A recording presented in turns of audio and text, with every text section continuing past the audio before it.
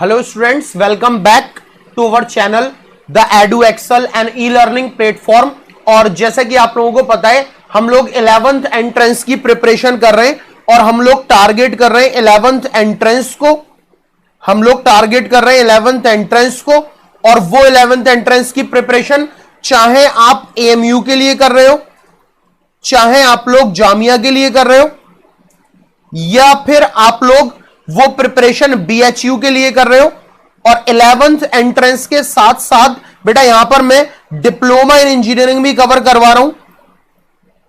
Diploma in engineering जिसका exam AMU में तो एक ही होता है 11th एंट्रेंस के साथ, लेकिन अगर आप जामिया के लिए प्रिपेयर कर रहे हो तो फिर 11th एंट्रेंस का एग्जाम अलग होगा और डिप्लोमा इन इंजीनियरिंग का एग्जाम अलग होगा। इसका सिलेबस भी बिल्कुल सेम है। तो हम लोगों ने जो स्टार्ट करा था वो मैथमेटिक्स का चैप्टर स्टार्ट करा था, दैट इज क्वाड्रेटिक इक्वेशन। और ये क्वाड्रेटिक इक्वेशन स्टार्ट करने की वजह ये थी कि हम साथ साथ 10th बोर्ड्स वाले बच्चों को भी लेकर के बेटा चल रहे हैं यहां पर, जिनका बोर्ड्स है, जो बोर्ड्स के लिए प्रिपेयर कर रहे हैं उनकी भी तैयारी यहां पर होती रहेगी, और जो साथ में 11th एंट्रेंस या डिप्लोमा इन इंजीनियरिंग को भी टारगेट कर रहे हैं उसकी भी तैयारी यहां पर साथ के साथ होती रहेगी। तो ये हमारा पार्ट नंबर 2 है आज क्वाड्रेटिक इक्वेशन का, जिसमें मैं आपको पढ़ाऊंगा how to solve a quadratic equation. किसी भी क्वाड्रेटिक इक्वेशन को सॉल्व कैसे करा जाएगा, how to solve a quadratic equation. कोई भी क्वाड्रेटिक इक्वेशन आपके सामने, बेटा उस क्वाड्रेटिक इक्वेशन को आप सॉल्व कैसे करोगे। तो बेटा किसी भी क्वाड्रेटिक इक्वेशन को सॉल्व करने के लिए there are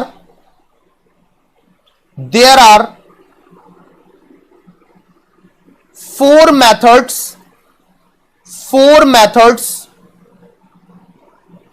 to solve a quadratic equation. किसी भी क्वाड्रेटिक इक्वेशन को सॉल्व करने के लिए 4 मेथड्स होते हैं, ठीक है। लेकिन from our exam point of view, हमारे एग्जाम पॉइंट ऑफ व्यू से हम उन 4 में से 2 मेथड्स का डिस्कशन सिर्फ करेंगे। ओनली 2 मेथड्स, सिर्फ हम 2 मेथड का डिस्कशन करेंगे।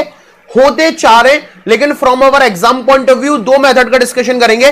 पहले मैं बोर्ड वाले बच्चों को अपने दिमाग में रखते हुए जो मेथड्स एनसीईआरटी में बताए गए वो बता रहा हूं। उसके बाद मैं एक शॉर्ट ट्रिक भी बताऊंगा कि कैसे क्वाड्रेटिक इक्वेशन आप देख करके सॉल्व कर लोगे। वो शॉर्ट ट्रिक भी मैं आपके साथ डिस्कस करूंगा, लेकिन पहले डिटेल में मैं वो 2 मेथड डिस्कस कर रहा हूं। बेटा पहले मेथड का नाम है splitting the middle term method. Splitting the middle term method. Splitting the middle term method. पहला मेथड है splitting the middle term. Middle term को स्प्लिट करना, ठीक है। क्या होता है इसका डिस्कशन मैं बाद में करूंगा। पहले मैं आपको यह बता दूं कि क्यों splitting the middle term method बहुत इफेक्टिव नहीं है। इसकी वजह क्या है। पहली बात, नॉट एप्लीकेबल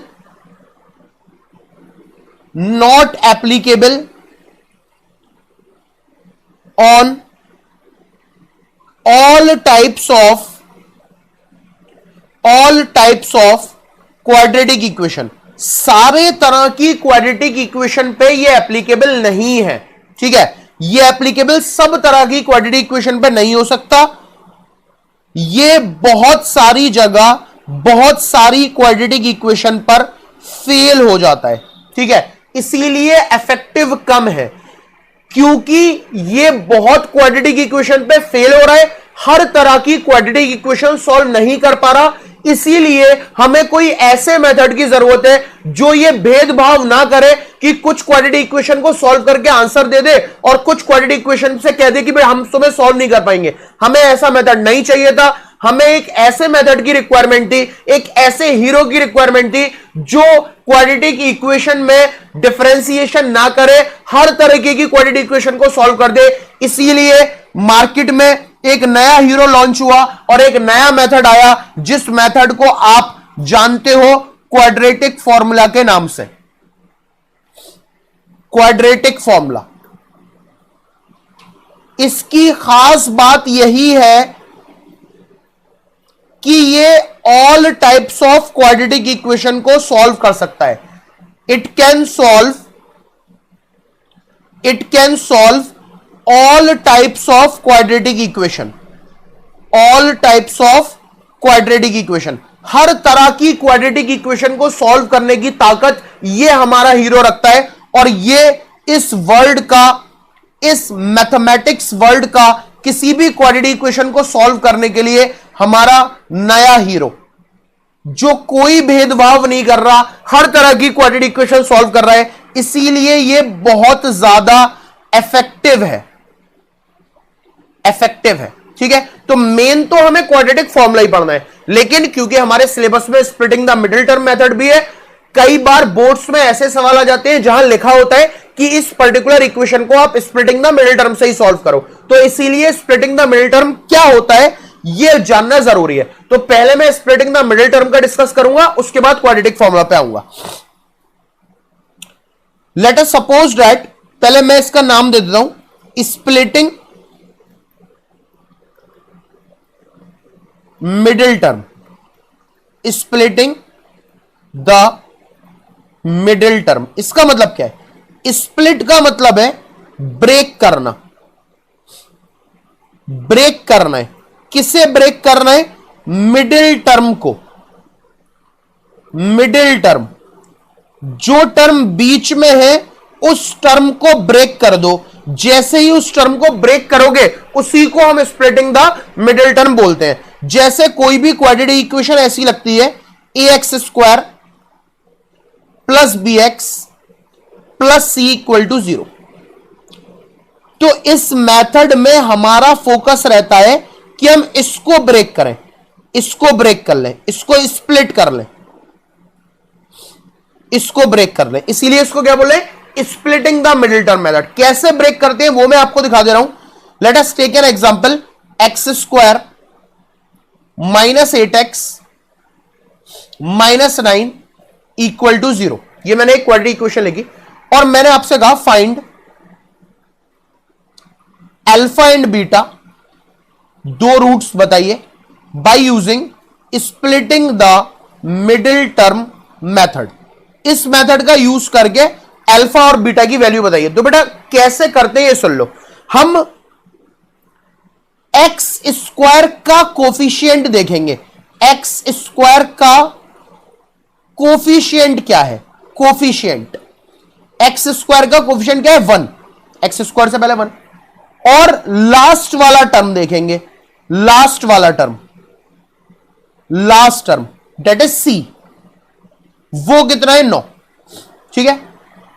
और बीच में देखेंगे वो कितना है? 8। ठीक है, 8। तो अब हमें क्या चाहिए? अब हमें क्या चाहिए?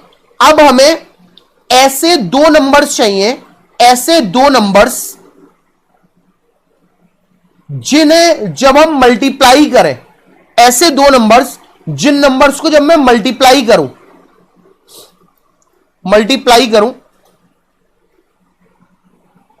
तो मुझे 9 मिल जाए। 1 इंटू 9 कितना हो गया? 9। और डिपेंड ऑन दिस साइन, यहां क्या है? माइनस है। और उन्हें सब्ट्रैक्ट करने पर, उन नंबर्स को सब्ट्रैक्ट करने पर मुझे 8 मिल जाए। तो 9 माइनस 1 कितना हो रहा है? 8 हो रहा है। मेरी बात को बहुत ध्यान से समझना। डिपेंड करता है इस साइन पर, ये जो साइन है। अगर यहां माइनस है तो मैं बोलूंगा ऐसे दो नंबर जिन्हें मल्टीप्लाई करने पर 9 मिल जाए और जिन्हें माइनस करने पर 8 मिल जाए। तो ऐसे दो नंबर है 9 और 1। 9 1 जा 9 और 9 में से 1 गया, कितना बचा? 8 बचा। अब ब्रेक कैसे करें? X square minus 8x minus 9 equal to 0। X square, इस 8x को ब्रेक करना है। नंबर हमें मिल गए 9 और 1, 9 में और 1 में। मुझे माइनस का 8x चाहिए, तो माइनस का 9 होना चाहिए और प्लस का x होना चाहिए। या सुन लो भाई, माइनस का 8x तभी तो मिलेगा ना जब आप माइनस का 9x लोगे और प्लस का x लोगे। अगर आपने प्लस का 9x ले लिया और माइनस का x ले लिया तो 9x माइनस x तो 8x हो जाएगा प्लस का, वो नहीं चाहिए। हमें माइनस का 8x चाहिए, तो माइनस का 9x प्लस का x। अब इन दोनों में से x कॉमन आया, अंदर बचा x माइनस 9। इन दोनों में से 1 कॉमन आया, अंदर बचा x minus 9 equal to 0। x की वैल्यू x माइनस 9 यहां पर कॉमन आ गया और x प्लस 1 यहां पर कॉमन, यानी x की एक वैल्यू आ गई हमारे पास 9 और x की एक वैल्यू आ गई हमारे पास -1। तो मतलब अल्फा आ गया हमारे पास 9 और बीटा आ गया हमारे पास -1। अल्फा कितना आ गया 9 और बीटा कितना आ गया हमारे पास -1। उम्मीद है कि आपको समझ में आ रहा होगा। एक बार दोबारा रिपीट कर रहा हूं बेटा, x² माइनस 8x माइनस 9 को स्प्लिटिंग द मिडिल टर्म से ब्रेक करना है। तो ये जो साइन है ना, ये बहुत बड़ा रोल प्ले कर रहा है। पहले मैंने x² का कोफिशिएंट देखा जो 1 है, यहां लास्ट टर्म 9 है, 9 1 जा 9, तो मुझे ऐसे दो नंबर चाहिए जिन्हें मल्टीप्लाई करने पे 9 है, और अगर यहां प्लस होता तो मैं बोलता प्लस करने पर 8 आए, लेकिन यहां माइनस है तो मैं बोल रहा हूं उन्हें माइनस करने पे 8 आए। तो नंबर हो गए हमारे 9 और 1, क्योंकि 9 1 जा 9 होता है और 9 में से 1 गया तो कितना बचा, 8 बचा। तो अब -8x को हमने ब्रेक कर लिया 9 और 1 में, लेकिन 9 को और 1 को ऐसे लिखना है कि मुझे -8x मिले।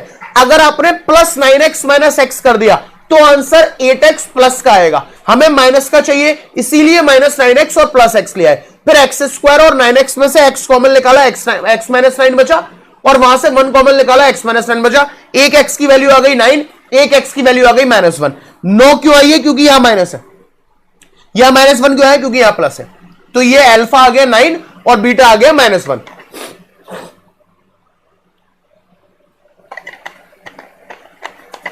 एक क्वेश्चन और ले लेते हैं ताकि आप लोगों को क्लैरिटी आ जाए।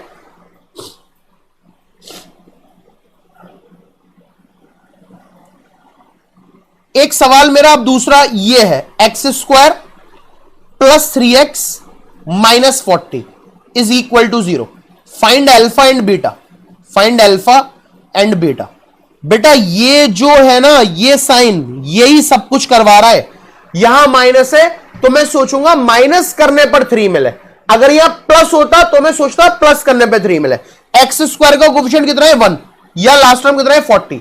ऐसे दो नंबर बताओ जिन्हें मल्टीप्लाई करने पर 40 आ जाए और यहां माइनस है तो मैं बोलूंगा, और जिन्हें माइनस करने पर 3 आ जाए। तो आप बोलोगे सर वो नंबर है 8 और 5, क्योंकि 8 5 जा कितना होता है 40 और 8 में से 5 गया तो 3 बचा। अब लिखेंगे ऐसे, इस 3x को ब्रेक करना है 8 और 5 में, तो x² प्लस का 3x चाहिए, तो प्लस का 8x ले लो और माइनस का 5x ले लो। 8 में से 5 गया, प्लस का 3x बचेगा, -40 इक्वल टू 0। इन दोनों में से कॉमन आ गया x, अंदर बचा x प्लस 8, यहां से कॉमन आ गया -5, यहां भी अंदर बचा x प्लस 8, यानी इस पूरे में से x प्लस 8 कॉमन आ गया, अंदर बचा x माइनस 5 इक्वल टू 0। यानी x की एक वैल्यू -8 आ गई और x की एक वैल्यू 5 आ गई, यानी अल्फा जो है मेरा वो आ गया -8 और बीटा जो है मेरा वो आ गया 5। क्लियर है? उम्मीद है आपको समझ में आया होगा। This is splitting the middle term method. अब एक आपको मजे की बात दिखाता हूं। यहां पर कल अगर आपको याद होगा तो मैंने आपको पढ़ाया था कि हमारे पास alpha plus beta, alpha plus beta होता है माइनस का b अपॉन a, है ना। इक्वेशन क्या थी मेरी, x² plus 3x minus 40 equal to 0। इसको कंपेयर अगर करोगे ax² plus bx plus c equal to 0 से, तो a की वैल्यू कितनी है हमारे पास 1, b की वैल्यू कितनी है हमारे पास 3, और c प्लस 40 नहीं बोलोगे, क्या बोलोगे -40 है। माइनस बी अपॉन ए, माइनस बी अपॉन ए का मतलब -3 अपॉन 1, यानी अल्फा प्लस बीटा कितना आ रहा है -3 आ रहा है। चेक कर लो, यहां पर ये वैल्यू आई थी हमारी, चेक कर लो, अल्फा प्लस बीटा -3 आना चाहिए, तो अल्फा -8 है और बीटा 5 है। -8 और प्लस का 5 कितना आ रहा है, -3 आ रहा है। ठीक है, मैंने ये भी पढ़ाया था कि अल्फा बीटा कितना होता है c अपॉन ए, तो c की वैल्यू कितनी है -40 और a कितना है 1, कितना आ रहा है -40 आ रहा है। यहां से जरा चेक करना, अल्फा इंटू बीटा, अल्फा -8 है और बीटा 5 है, 8 5 जा 40, -40 आ रहा है। तो अगर रिलेशंस पर सवाल है तो आपको अल्फा बीटा निकालने की जरूरत नहीं है, you can directly apply the relation. Alpha plus beta minus b upon a होता है, alpha beta c upon a होता है। तो मैंने आपके सामने यहां एक मेथड डिस्कस किया, that is splitting the middle term method, यानी बीच वाले टर्म को कैसे ब्रेक करते हैं और क्यों इसे स्प्लिटिंग द मिडिल टर्म कह रहे हैं। लेकिन ये मेथड जो अभी हमने पढ़ा ये बहुत इफेक्टिव नहीं है, because splitting the middle term method can't solve all types of quadratic equation। हर तरह की क्वाड्रेटिक इक्वेशन सॉल्व नहीं कर सकता, इसीलिए एक नया हीरो आया, दैट इज क्वाड्रेटिक फॉर्मूला। इसको एज अ हीरो क्यों रिप्रेजेंट करा जा रहा है, क्योंकि ये रेस्ट्रिक्शन नहीं करता, यानी कोई भेदभाव नहीं है। आप कोई भी क्वाड्रेटिक इक्वेशन इसे दो, कैसी भी क्वाड्रेटिक इक्वेशन इसे दो, छोटी क्वाड्रेटिक इक्वेशन दो, बड़ी क्वाड्रेटिक इक्वेशन दो, रियल क्वाड्रेटिक इक्वेशन दो, कैसी भी, ये हर क्वाड्रेटिक इक्वेशन को सॉल्व करके आपको आंसर करके देगा। इसीलिए मैं हमेशा रिकमेंड यही करता हूं कि बच्चे क्वाड्रेटिक फॉर्मूला से ही सवाल सॉल्व करें, खास तौर से जो बोर्ड्स के लिए प्रिपेयर कर रहे हैं वो, ठीक है। बहुत ही अच्छा रिजल्ट देता है, बहुत जल्दी रिजल्ट देता है, इफेक्टिव है। क्वाड्रेटिक फॉर्मूला क्या होता है? क्वाड्रेटिक फॉर्मूला, क्योंकि इसका नाम ही फॉर्मूला है तो ये एक फॉर्मूला होगा। क्या है ये formula? x is equal to minus B plus minus under root के अंदर B square minus 4ac upon 2a। दिखने में बड़ा अजीब होगा, लेकिन आंसर आपको फौरन निकाल के देगा। ये आपको क्या सर हमें ये याद करना पड़ेगा? Yes, you have to remember it, आपको ये याद करना है। This is quadratic formula, x is equal to minus B plus minus under root के अंदर B square minus 4ac upon 2a। ये जो ए बी सी है ये कहां से आई? ये यहां से आएगी, ax square plus B X plus C equal to 0। यहां जो b की बात हो रही है वो इसकी, c की बात इसकी और a की बात इसकी, ठीक है। आपको एग्जैक्ट फॉर्मूले में पुट करना है, minus B plus minus under root के अंदर B square minus 4ac upon 2a, answer आएगा। ये आप ये देख रहे हो प्लस माइनस दो साइन है। प्लस माइनस दो साइन क्यों है? क्योंकि हमारी x की वैल्यूज भी तो दो आती हैं, एक अल्फा निकल के आता है, एक बीटा निकल के आता है। तो प्लस लोगे तो अल्फा निकल के आएगा, माइनस लोगे तो बीटा निकल के आएगा। अब एक बात और, ये जो अंडर रूट के अंदर आपको दिखाई दे रहा है ना बी स्क्वायर माइनस 4ac, इस बी स्क्वायर माइनस 4ac को हम लोग बोलते हैं डिस्क्रिमिनेंट। इसको क्या बोलते हैं? इसको हम लोग बोलते हैं डिस्क्रिमिनेंट। इसको आप डिस्क्रिमिनेंट पूरा ना लिखो अगर, तो कैपिटल डी से भी डिनोट कर सकते हो। ये इस वजह से बताना इंपॉर्टेंट है, कई बार 11th एंट्रेंस जामिया ने सिर्फ डिस्क्रिमिनेंट पे ही सवाल पूछा गया है, और वो सवाल कैसे होते हैं वो तब समझ में आएगा जब मैं डिस्क्रिमिनेंट की बात आपको बता दूं। आप लास्ट 2 और 3 ईयर के एएमयू के पेपर उठाइए, 11th एंट्रेंस के, जामिया के लास्ट 2 और 3 इयर्स के 11th एंट्रेंस के पेपर उठाइए, या डिप्लोमा इन इंजीनियरिंग के पेपर उठाइए, आपको डिस्क्रिमिनेंट से सवाल बहुत मिल जाएंगे, ठीक है। क्या सवाल आते हैं ये तो समझ में आ गया सर कि B square minus 4ac discriminant होता है, डी होता है। नाउ हमें ये डिस्क्रिमिनेंट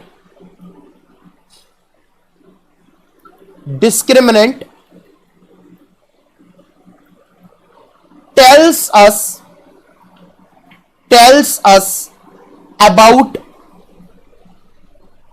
the nature of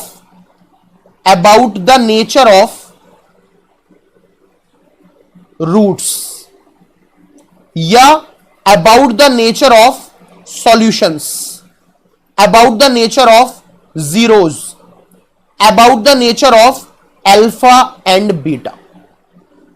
ये इसीलिए जरूरी है क्योंकि ये आपको ये बताता है अल्फा और बीटा का नेचर क्या है। नेचर क्या है? एल्फा, देख रहे हो कितनी इंपॉर्टेंट एलिमेंट है कि आपको जो रूट्स आ रहे थे ना आपके अल्फा और बीटा जो आ रहे हैं, एक्स की जो दो वैल्यूज निकल के आ रही हैं, उसका नेचर आपको बता रहा है कि नेचर क्या है। तो ये जो लाइन लिखी हुई है इसको डबल स्टार मार्क कर लीजिए। कई बार डिप्लोमा इन इंजीनियरिंग के एंट्रेंस में, डिप्लोमा इन इंजीनियरिंग के एंट्रेंस में और 11th एंट्रेंस में सवाल सिर्फ यही लाइन पूछी गई है कि डिस्क्रिमिनेंट किस बारे में बताता है। Answer is nature of roots, nature of solutions, nature of zeros, nature of alpha and beta. Alpha और बीटा का नेचर क्या है यह कौन बताएगा? डिस्क्रिमिनेंट बताएगा, कैपिटल डी बताएगा। डिस्क्रिमिनेंट क्या होता है? B square minus 4ac। एक बार दोबारा मेरे साथ बोलो, डिस्क्रिमिनेंट क्या करता है? डिस्क्रिमिनेंट रूट्स का नेचर बताएगा, डिस्क्रिमिनेंट सॉल्यूशंस का नेचर बताएगा, डिस्क्रिमिनेंट जीरोस का नेचर बताएगा, डिस्क्रिमिनेंट अल्फा और बीटा जो आपके रूट्स हैं उनका नेचर बता के देगा कि वो किस नेचर के हैं। अभी नेचर से क्या मुराद है वो भी समझाऊंगा। डिस्क्रिमिनेंट होता क्या है सर? डिस्क्रिमिनेंट को कैपिटल डी से नोट करते हैं, इसकी value B square minus 4ac होती है। ठीक है, अब कैसे बताएगा वो कहानी क्या है सर? आओ बताते हैं।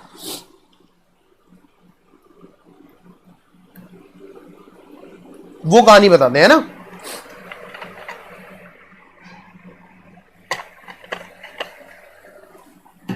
कैसे बताएगा सर? आपने डिस्क्रिमिनेंट सॉल्व किया, ठीक है, आपने डिस्क्रिमिनेंट सॉल्व किया। डिस्क्रिमिनेंट सॉल्व करने का मतलब क्या है? आपने डी सॉल्व किया। डी सॉल्व करने का मतलब क्या है? आपने B square minus 4ac solve किया। ठीक है, आपने बी स्क्वायर माइनस 4ac को सॉल्व किया। ठीक है सर, अब बी स्क्वायर माइनस 4ac को आपने सॉल्व करा। पहला केस, जो आंसर आया मतलब जो बी स्क्वायर माइनस 4ac की वैल्यू है, डी की वैल्यू है, वो पॉजिटिव आ सकती है। ठीक है, अगर बी स्क्वायर माइनस 4ac की वैल्यू पॉजिटिव आ रही है, पॉजिटिव, इसका मतलब है कि जो अल्फा और बीटा होंगे, alpha and beta are real and distinct, real and distinct. इसका मतलब यह है कि अगर डी पॉजिटिव आ गया, b square minus 4ac positive आ गया, प्लस का आ गया, तो अल्फा और बीटा दोनों ही रियल नंबर में लाई करेंगे और दोनों डिस्टिंक्ट होंगे। डिस्टिंक्ट का मतलब यह कि alpha and beta are different, अलग अलग वैल्यू होगी। डिस्टिंक्ट का मतलब क्या है? अलग अलग वैल्यू होगी। जैसे मान लो अल्फा 2 आ गया तो बीटा फिर 3 आएगा या बीटा माइनस 2 आएगा, अलग अलग होंगे और रियल नंबर में लाई करेंगे। दूसरी बात, अगर डी यानी बी स्क्वायर माइनस 4ac आपने सॉल्व करा और वो 0 आ गया, 0, तो alpha and beta are real, तब भी रियल होंगे। तो सर फर्क क्या है दोनों में? फर्क क्या है? जब B square minus 4ac positive था तब भी आप बोल रहे हो रियल होंगे, जब बी स्क्वायर माइनस 4ac 0 आ रहा है तब भी आप बोल रहे हो रियल होंगे। हां भाई, दोनों केस में रियल होंगे, लेकिन पहले वाले केस में जहां पॉजिटिव आ रहा है तो डिस्टिंक्ट होंगे, अलग अलग। बट अगर डी इक्वल टू 0 हो गया तो रियल एंड इक्वल, यानी जो वैल्यू अल्फा की आ रही है वही वैल्यू बीटा की आएगी, जो वैल्यू अल्फा की आ रही है वही वैल्यू बीटा की आएगी। रियल तो होंगे, रियल नंबर में लाई करेंगे, लेकिन डिफरेंट नहीं होंगे, इक्वल होंगे। ठीक है, तीसरी बात, अगर d इक्वल टू नेगेटिव आ गया, d इक्वल टू नेगेटिव आ गया, then alpha and beta are imaginary. Imaginary, imaginary का मतलब कॉम्प्लेक्स नंबर की तरफ चले जाएंगे। कॉम्प्लेक्स नंबर, कॉम्प्लेक्स नंबर मतलब विच आर नॉट रियल, जो रियल नहीं होते। मैंने बहुत से टीचर्स को, बहुत से एजुकेटर्स को, बहुत से बच्चों को यह कहते हुए सुना है कि अगर सर डी नेगेटिव आ गया then there is no roots. यह कहना गलत है, नहीं कह सकते, बहुत गलत स्टेटमेंट है। कैसे कह दोगे भैया? कोई भी क्वाड्रेटिक इक्वेशन सॉल्व कर रहे हो कोई भी क्वाड्रेटिक इक्वेशन जिसकी डिग्री 2 है, तो उसके कुछ ना कुछ रूट्स तो होंगे ही, अल्फा और बीटा की कोई ना कोई वैल्यू तो आएगी।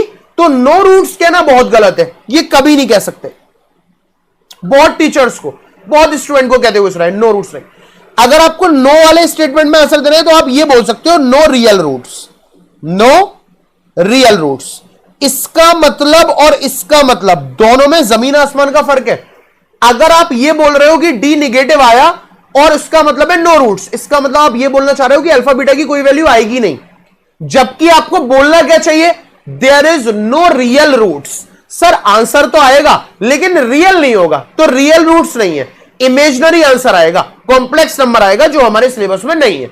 जब आप 11th में आ जाओगे इंशाल्लाह तो इसी प्लेटफॉर्म पे आपको कॉम्प्लेक्स नंबर पढ़ाऊंगा, क्लास 11th में चैप्टर है, लेकिन अभी के लिए नहीं। अभी सिर्फ इतना समझ लो कि अगर डी नेगेटिव आ रहा है तो no real roots, real roots नहीं होंगे, इमेजिनरी हो सकते हैं कॉम्प्लेक्स नंबर में। ठीक है, अब ये जो बातें बताई हैं, ऊपर का कोई भी एक एग्जांपल लेते हैं, ये लेते हैं x square plus 3x minus 40, alpha beta -8 और 5 आ रहा था। अब हम क्वाड्रेटिक फॉर्मूले से सॉल्व करके दिखाता हूं। X square plus 3x minus 40, X square plus 3x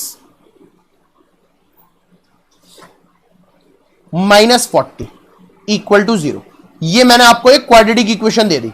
ठीक है, ये मैंने आपको एक क्वाड्रेटिक इक्वेशन दे दी। अब बात को ध्यान समझना, अब इसको क्वाड्रेटिक फॉर्मूले से सॉल्व करना है, तो आप कंपेयर करोगे इसको ax square plus bx plus c equal to 0 से। आपको मिल गया a की वैल्यू 1, b की वैल्यू +3 और c की वैल्यू माइनस का 40, ये मिल गया। ठीक है, अब क्वाड्रेटिक फॉर्मूला आपने लिखा, क्या होता है quadratic formula? x is equal to minus का b plus minus under root के अंदर b square minus 4ac upon 2a, ये आपने लिखा। वैल्यू पुट करो, x is equal to minus B का मतलब हो गया माइनस का 3 प्लस माइनस अंडर रूट के अंदर B square minus 4ac। B square minus 4ac का मतलब क्या हुआ? बी स्क्वायर का मतलब 3 का स्क्वायर, ये जो 3 है इसका स्क्वायर, 3 का स्क्वायर, इसको सॉल्व कर रहा हूं, बी स्क्वायर माइनस 4ac को सॉल्व कर रहा हूं। ठीक है, बी स्क्वायर का मतलब 3 का स्क्वायर, 3 का स्क्वायर हो गया 9 माइनस 4ac का मतलब हो गया 4a, मतलब 4 1 जा 4, 4 4 जा 16, यानी 160 प्लस का। बात समझ पा रहे हो?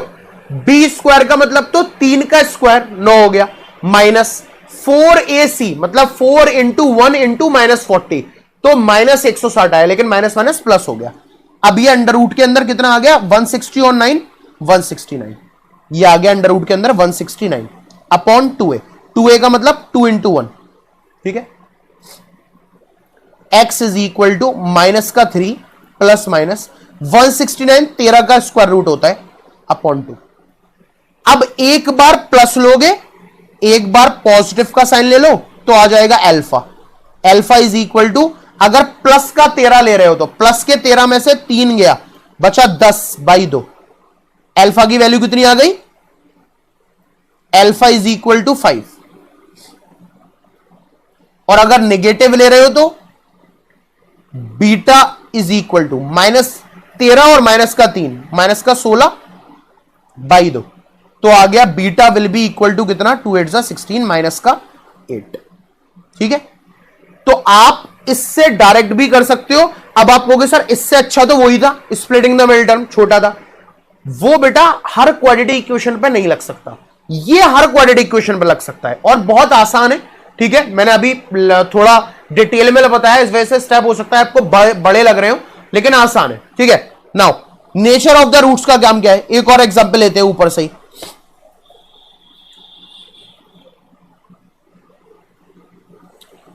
चलो ये वाला एग्जांपल लेते हैं, x square minus 8x minus 9, x square minus 8x minus 9।